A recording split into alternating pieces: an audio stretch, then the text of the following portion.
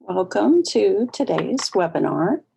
We're going to be talking about CPR for children and infants and also covering our monthly topic, which this month is neck and spinal injuries. So let's get started.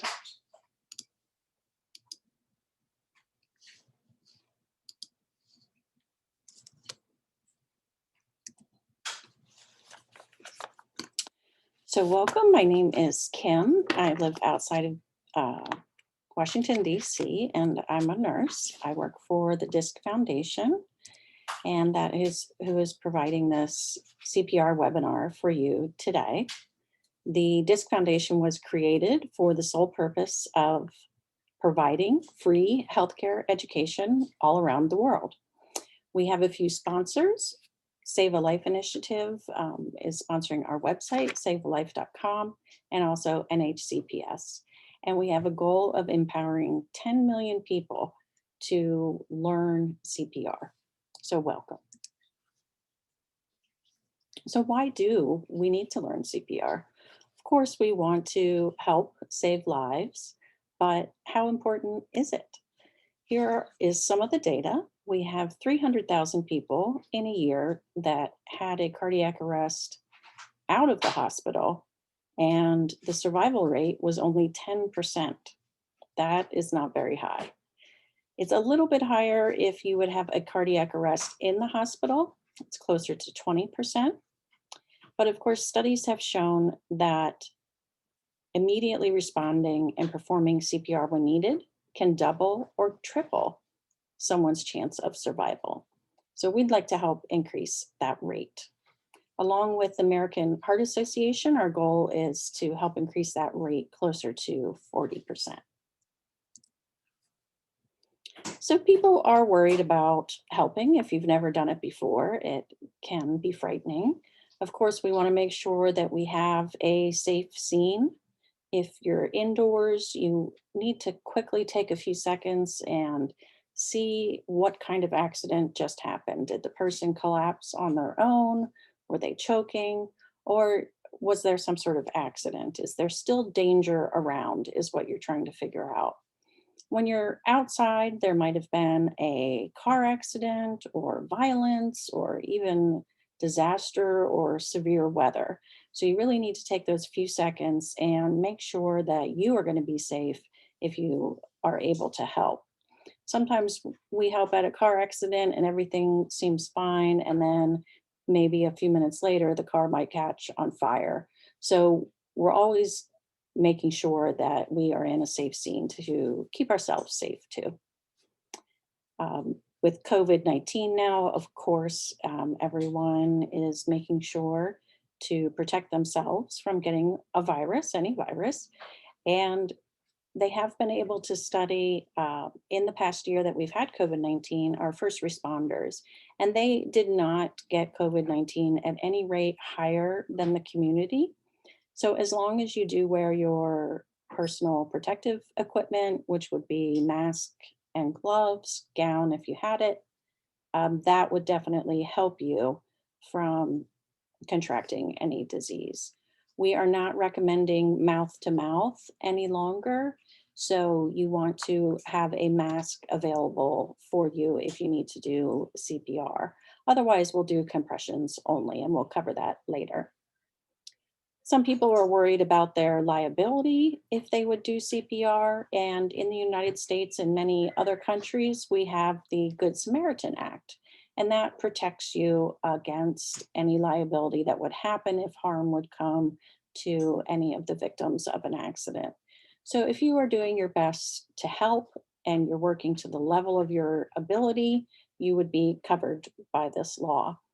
So you can't do a surgery on the side of the road that you saw on TV, but if you have taken a first aid class or are CPR certified, or are even following directions given to you by a 911 operator, they feel that you have good intention and that you're doing the best that you can. Some people are worried that they might harm the patient.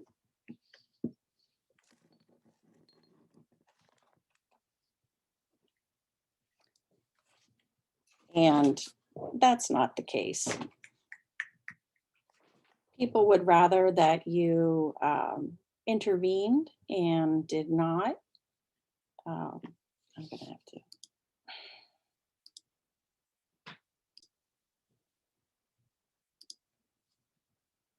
So some people are worried that they might harm someone if they intervene, but we try not to worry about that. It does happen. People can get bruising or even break a rib from getting CPR.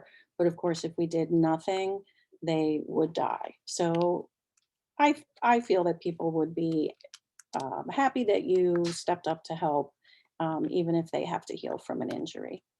If you're unsure of your skills, I'm glad you're here today, and hopefully with some refreshers, you'll just get more comfortable, and then some of this will be familiar to you if you do have to use it in the future. So we have a pediatric chain of survival for using our emergency system. The most important step here, you can see that first step is prevent arrest. We want to be child proofing and just always looking to make sure that everything is safe when children are around. If there is an accident or someone is sick, make sure to call 911. And if they're not responsive and not breathing, you're going to do CPR right away. Those next three steps are for our healthcare providers. So when they call the ambulance and the paramedic comes, they can get some advanced life support, going to the ER, they'll see their physicians. And then if they have to go to post cardiac care, they will do that and stay in the hospital and then have some recovery time. But I want you all to focus on these first three steps, making sure that we prevent any problems from happening that we can. And then if you see a problem, call 911 and do CPR if needed. So let's take a look at a video about that. 1 second.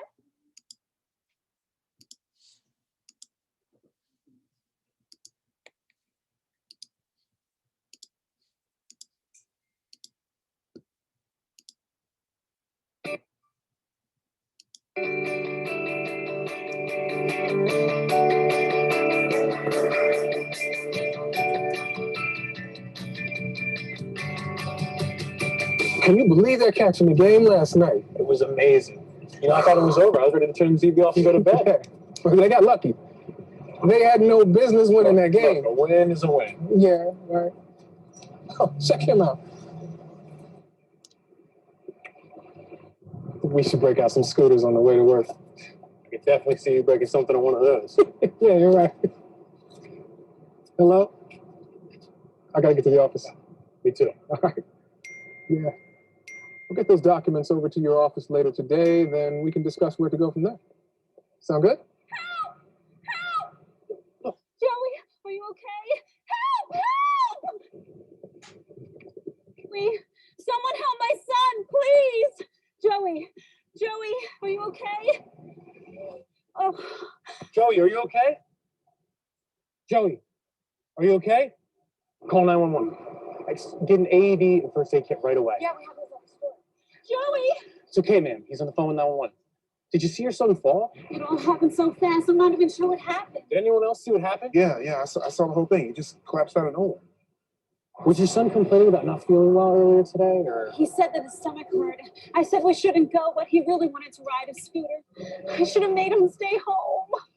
Does he have any allergies? No, he has no allergies. Thank you so much.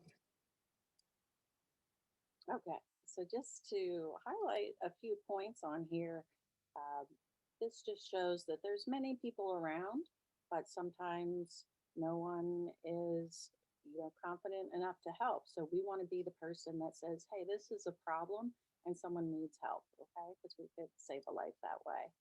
And then you see when this man came up to him, he did the, let's see if I can get the exact moment. Nope. well, anyway, he did the, hey, are you okay? And heard the name from the mother and said that. If you know the name or hear it, that does sometimes get through to people more if they're unconscious. So he's checking to see if he's responsive, which is our next step. And this child was moving around a little bit. So he was responsive. So we don't need to do CPR right away, but he's going to stay with them until help arrive. So he told this person with an apron, this is what he's doing right here, saying call 911. His coworker behind him is calling 911. And then next he gives someone else a job and says, go get the AED and the first aid. She's wearing an apron, so she's probably from a shop like right there or a restaurant, and would have an AED or a first aid, more likely than just someone walking on the street. Then he's just continuing to ask some more questions, and just staying to help in case the situation gets worse and he stops breathing, because we don't know why he collapsed. It sounded like from the information that they gathered that it wasn't an accident. He didn't run into a pole or a tree, that he wasn't feeling well earlier and collapsed. So we don't know exactly what that situation is. Okay, we're gonna head back over here and check out our CPR next. So what is CPR? It stands for cardiopulmonary resuscitation. So we're going to combine rescue breathing with the chest compressions to support the heart and lung when they are not working well on their own. So we're literally providing oxygen to the brain. That's the whole goal of CPR. So when we do chest compressions on the middle of the sternum there in the center of the chest, we are literally pushing down, and that's squeezing the heart. So the heart is not pumping if somebody has gone into cardiac arrest. So when we push on the bone, that's pushing on the heart, and that's pushing the blood out to where it needs to go. So arms and legs, and then of course our main concern is to the brain. Now with children, they are more likely to have respiratory problems first that would cause them to collapse, like maybe asthma or choking or an infection or something like that. And then if you go a few minutes without breathing, then the heart would stop. So of course, children are not likely to have a heart attack from plaque, from old age, things like that. So they don't have cardiac problems like heart disease unless it's something, congenital. So let's take a look at our CPR video.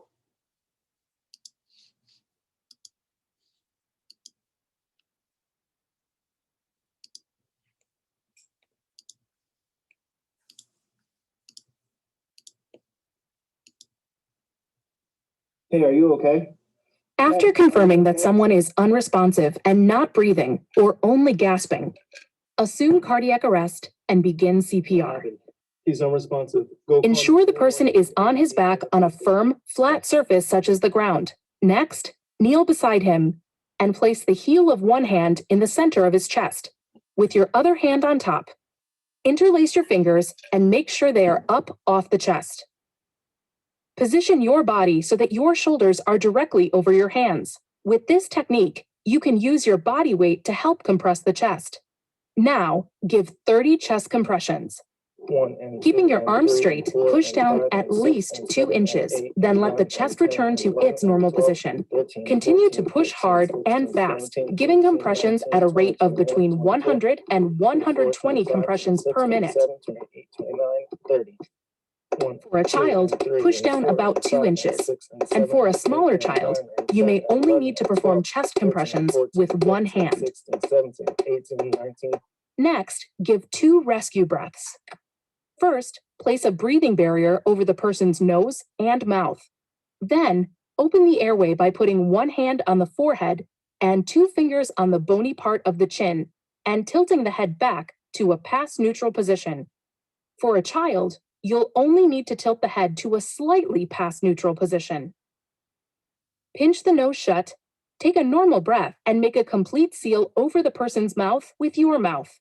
Blow for about 1 second while looking to see that the chest rises. Take another breath, make a seal, and give a second rescue breath. 1 and 2 and 3 and 4. Continue giving sets of 30 chest compressions and 2 rescue breaths until you notice an obvious sign of life. An AED is ready to use and no other trained responders are available. You have performed 5 sets of CPR and another trained responder is available to switch. 1 and 2 and 3 and 4 and 5 and 6. You have performed 5 sets of CPR on a child. You are alone and need to call 911. EMS personnel take over. You are alone and too tired to continue. Or the scene becomes unsafe. 1 and 2 and the AED and for safety.